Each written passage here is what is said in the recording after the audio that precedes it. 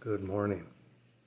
This morning and this past day, I've been thinking a little bit about my first job. My first job, like for many young kids, was delivering newspapers.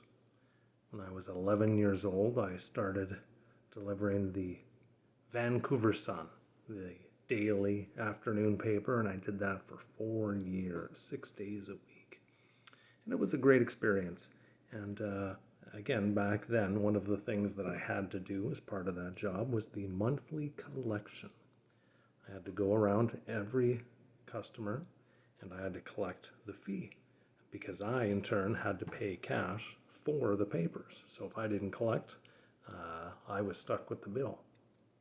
And one of the things that you got to do as a result of that was that you got to meet a lot of people. And some of the people that I came to enjoy the most was some of the retired folks, shall we say, the seniors.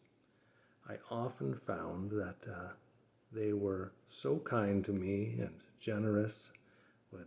Back then it was okay. They'd welcome me into their homes and sometimes even offer me tea at Christmas, make platters of goodies for me. You know I like those.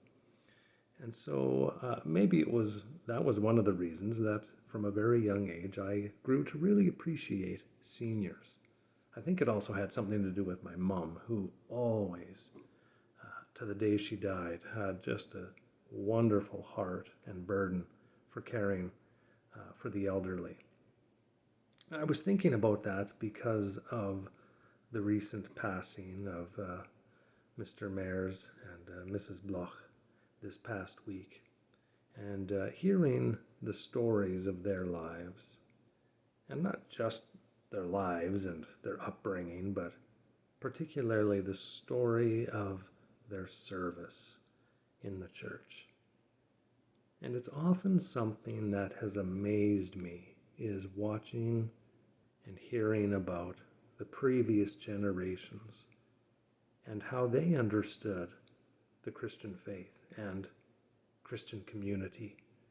Even today with our seniors, it always amazes me. I joked with someone recently that I could announce an evening shoe sale or something, and it seems like whatever silly event I might dream up, that the seniors would come. That it's as if it's in their DNA that when the church gathers, they meet.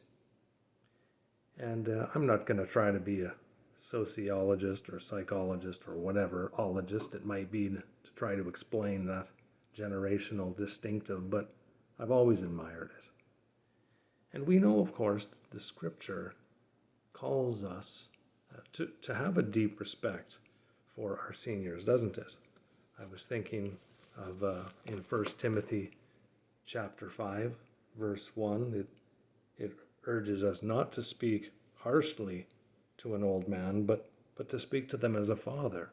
And verse 2, and mothers, and to older women as mothers. That even if an older fella or lady in our church, they're not relations, but we are to respect them as fathers and mothers. And we know even more than that in Leviticus.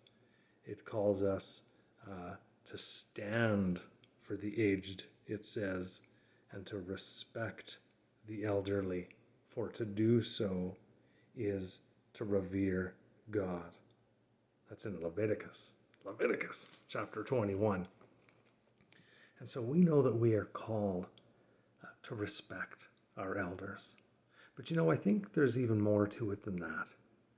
Because I think that most of us would agree that it's important to be respectful and to show honor to those that are older.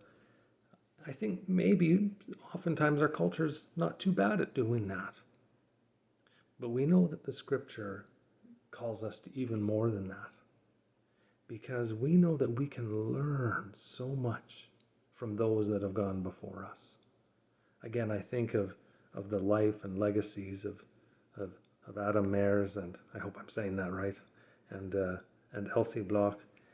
And it's not just the stories that are powerful, but But those that remain with us, we can learn from them. We can learn from the journeys of faith that they've been on.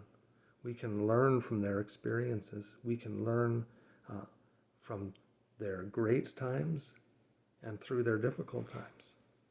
They have a wonderful testimony of faith that can encourage us and shape us.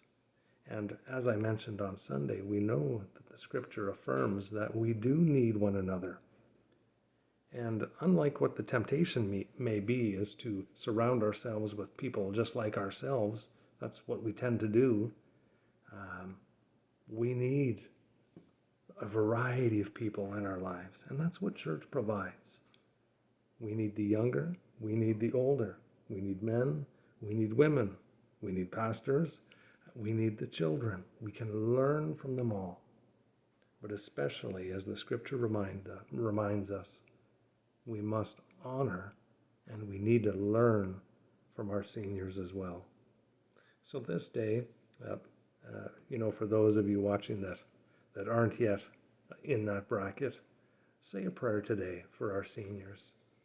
Say a prayer for the grandparents in your life if you're so fortunate to still have them and your parents. Thank God for them. Thank God for those in our church. And maybe even today, as a way to be a blessing, I challenge you, why don't you reach out to one of the seniors in our family? Why don't you reach out and tell them how much they're appreciated, and even say a prayer for them? Oh, what a blessing that would be to both you and to them. So this morning's challenge and encouragement is thank God for our seniors, and let's honor and bless them. Have a great day.